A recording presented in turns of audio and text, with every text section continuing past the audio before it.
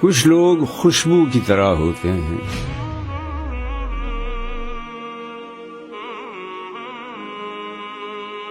ساتھ نہ رہیں تو گمان میں رہ جاتے ہیں۔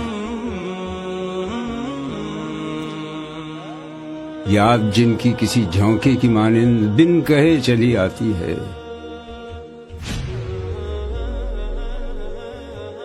دل کی کھڑکی کھول کے خیال کے دریچوں میں بس جاتی ہے۔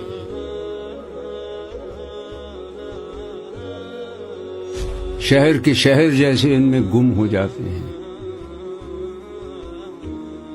ذکر چلے تو گزرتے لمحے رک جاتے ہیں۔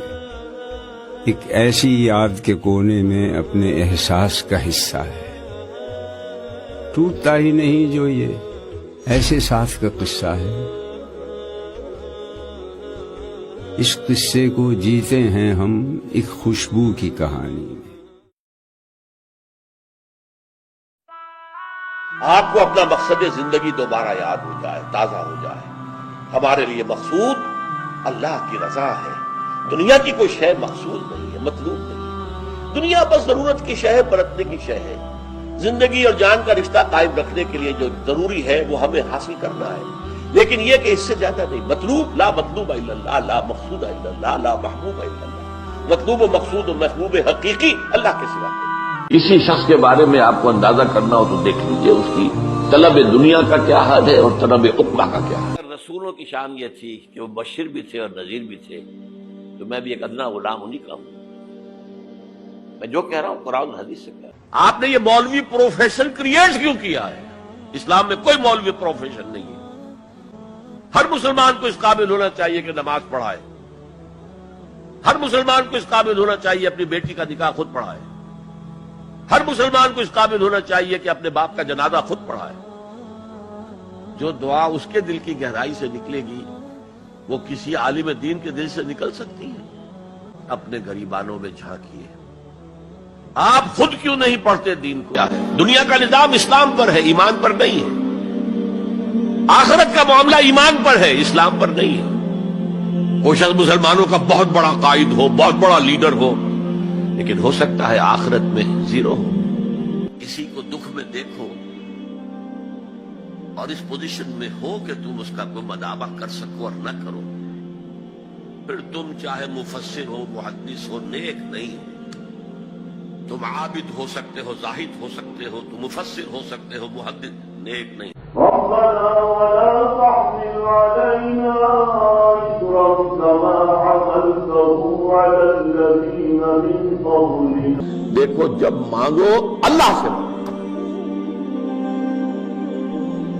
غیر اللہ کے سامنے ہاتھ دراز کرو ہی مت۔ میرا رب اور اس کی بات پامال، میرا اللہ اور اس کے دین کی دھجیاں بکھیری جا رہی ہوں۔ حضرت ابو بکر نے کیا فرمایا تھا؟ ایبدل الدین وانا حی، میرے ہوتے ہوئے ابھی میں زندہ ہوں اور دین میں کوئی تغیر و تبدل آ جائے گا۔ اگر یہ نہیں ہے تو بے غیرتی، حمیت نام تھا جس کا، گئی تیمور کے گھر سے۔ اگرچہ بھٹکے ہوئے ہیں لیکن کبھی بھولی ہوئی منزل بھی یاد آتی ہے راہی کو، اور بھٹکے ہوئے آہو کو پھر سوئے حرم لے چل۔ اس کی ضرورت ہے مسلمان کو پھر اس کا مقصد یاد دلایا جائے۔ پاکستان اس لیے نہیں بنایا گیا تھا کہ ہمارے ہاں ٹاٹے اور برلے نہیں تھے تو ہمارے پاس اس کے بھی باپ وجود میں آ جائیں، اس لیے تو نہیں بنایا گیا تھا۔ پاکستان اس لیے نہیں بنایا گیا تھا کہ جاگیرداروں کی جاگیرداریاں محفوظ ہو جائیں، پاکستان اس لیے تو نہیں بنایا گیا تھا۔ اور یہ کہ نمازیں اور مسجدیں تعمیر ہو جائیں، مسجدیں تو امریکہ میں تعمیر ہو رہی ہیں، عالی شان سے عالی شان، اس لیے پاکستان نہیں بنا تھا۔ آج بھی مسلمان، میں معذرت سے عرض کر رہا ہوں مولانا سے، آج بھی بھارتی مسلمان کی ایوریج نمازی ہونے کے اعتبار سے پاکستانی مسلمان سے کہیں بہتر۔ آج بھی برقع نظر آ جائے گا تو ہندوستان میں نظر آ جائے گا۔ میں نے اپنی آنکھوں سے دیکھا، یہاں کہاں نظر آئے گا برقع آپ کو؟ یہاں تو جس کے پاس 2 پیسے ہو گئے اس نے سب سے پہلے برقع اتار کے پھینک دیا۔ معلوم اچھی طرح سمجھ لیجئے، یہ چیزیں تو وہاں زیادہ ہیں یہاں کی نسبت۔ اصل ضرورت تھی کہ یہاں اس نظام کو قائم کیا جائے۔ اب وہ قوم کہیں نہیں ہے، ڈھونڈ اب اس کو چراغ رخ زیبا لے کر۔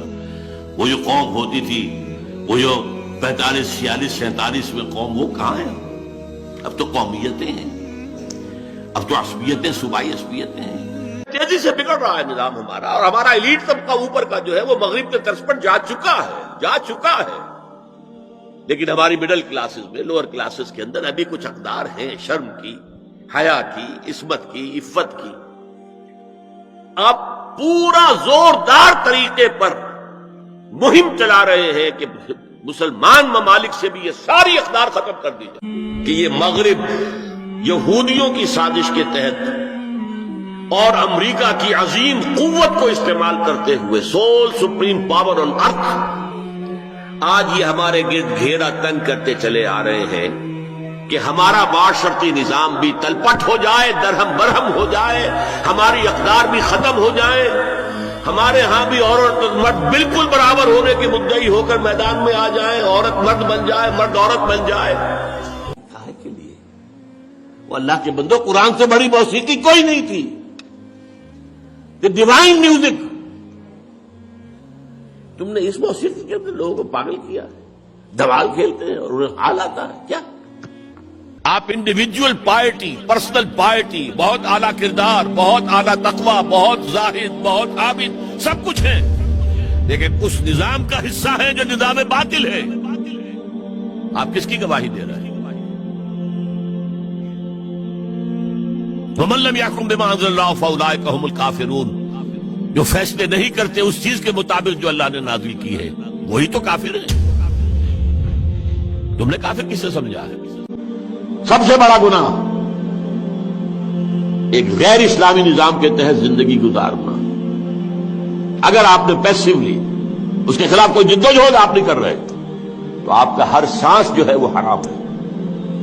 سانس لو، سانس بھی آہستہ کے نازک ہے، بہت کام آفاق کی اس کار گئے شیشہ گری کا. اور اس سے بڑی جنگ کوئی نہیں اللہ کے خلاف. سودی کاروبار سارا ہمارے ساری معاشی نظام کے اندر سود اور جوا تانے بانے کی طریقے سے. یہ جوا ہوتا ہے نا اسٹاک مارکیٹ میں، ایک دم نیچے ایک دم اوپر. یہ دنیا کا وہ نظام ہے جاہلانہ. یہ ڈاکوؤں کا اڈا ہے یہ نظام، اللہ کے باغیوں کا. اور اس کی ہم سروس بھی کرتے ہیں، چاکری بھی کرتے ہیں، اس کے اندر سارا نظام بھی ہے، اور کسی کو ہوش ہی نہیں. اس نظام کے خلاف جدوجہد کرنا بھی فرض ہے. نہ علماء کو معلوم ہے، نہ علماء نے واضح کیا ہے.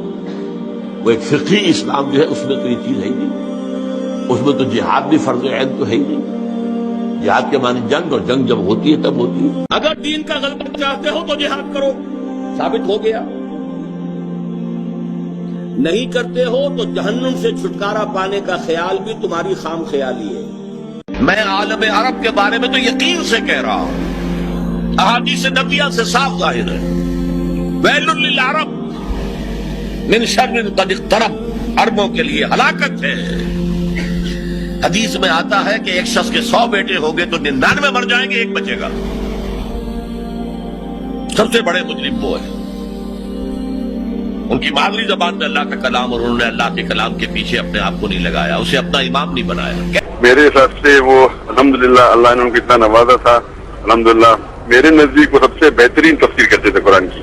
اور جتنے بھی لوگ ٹی وی بیان کرتے تھے، میرے نزدیک اردو زبان میں ان کی تفسیر، ان کا بیان سب سے بہترین تھا. رسول کو بھی چوٹ لگی تھی، دل پر چوٹ لگی تھی. رسول کے پاس بھی بیٹی آئی تھی، بڑی پیاری بیٹی، فاطمہ بضعۃ منی. ابا جان اب تو عام لوگوں کے ہاں بڑی فراوانی ہو گئی. ذرا یہ دیکھیے میرے ہاتھوں پر گٹے پڑے ہوئے ہیں چکی پیسنے کی وجہ سے، میرے کندھے کے اوپر نشان پڑ گئے ہیں، مشکیزے میں پانی بھر کر لاتی. مجھے بھی کوئی کنیز، کوئی غلام ہدایت ہو جائے. ہم پوری طرح ویژوائز کر سکتے ہیں کیا فیلنگ ہوگی محمد کی صلی اللہ علیہ وسلم. تو ہم ویژوائز کر سکتے ہیں نا کہ کیا کلیجہ اللہ نے دیا تھا کہ فرمایا بیٹی نہیں، یہ چیزیں ہمارے لیے نہیں. تمہیں میں اس سے بہتر چیز دیتا ہوں. 33 مرتبہ سبحان اللہ، 33 مرتبہ الحمدللہ، 33 مرتبہ اللہ اکبر ہر نماز کے بعد کہہ لیا کرو. یہ کہیں زیادہ بڑی قیمتی ہے. کب اشکوں سے جڑ سکتا ہے، جو ٹوٹ گیا سو ٹوٹ گیا. موتی ہو کہ شیشہ جام کے بل جو ٹوٹ گیا سو ٹوٹ گیا. تم ناحق ٹکڑے چن چن کر دامن میں چھپائے بیٹھے ہو، شیشوں کا مسیحا کوئی نہیں، کیا آس لگائے بیٹھے. بھارت میں مسلم معاشرہ کیسے لگا اور یہ پاکستان سے کس طرح مختلف ہے؟ کم سے کم یہ بتائیں کہ یہاں مسجدوں کا منظر، نمازیوں کی تعداد، عوام کا رہن سہن وغیرہ اور دوسرے ثقافتی پہلو پاکستانیوں سے کس قدر مشترک اور مختلف ہیں. براہ کرم تفصیل سے روشنی ڈالیے. مجھے آپ پاکستان واپس جانے دینا چاہتے ہیں یا نہیں؟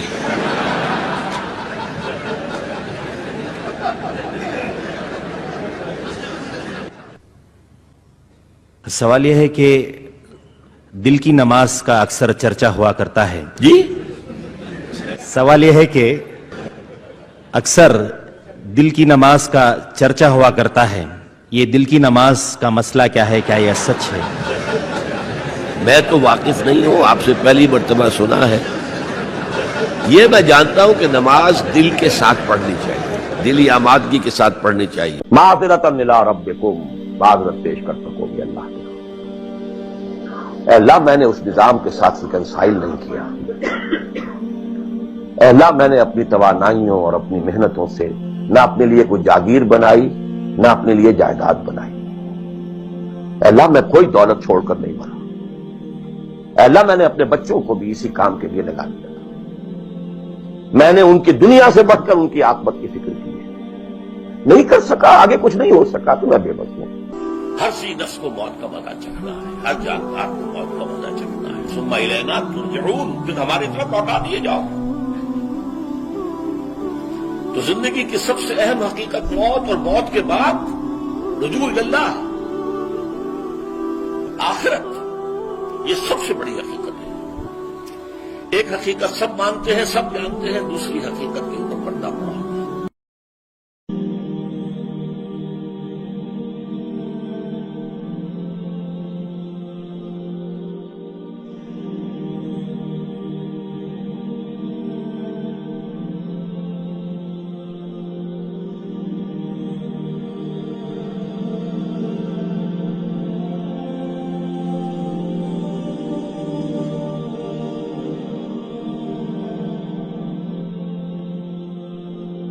خاموشیوں کی زبان میرا مالک میری سن رہا ہے، وہاں جانتا ہے وہ خاموشیوں کی زبان.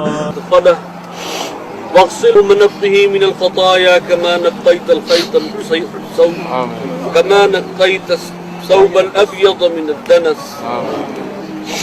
اللهم اغفر له وارحمه، اللهم اغفر له وارحمه، اللهم إنه كان وإنه يحتاج إلى مغفرة.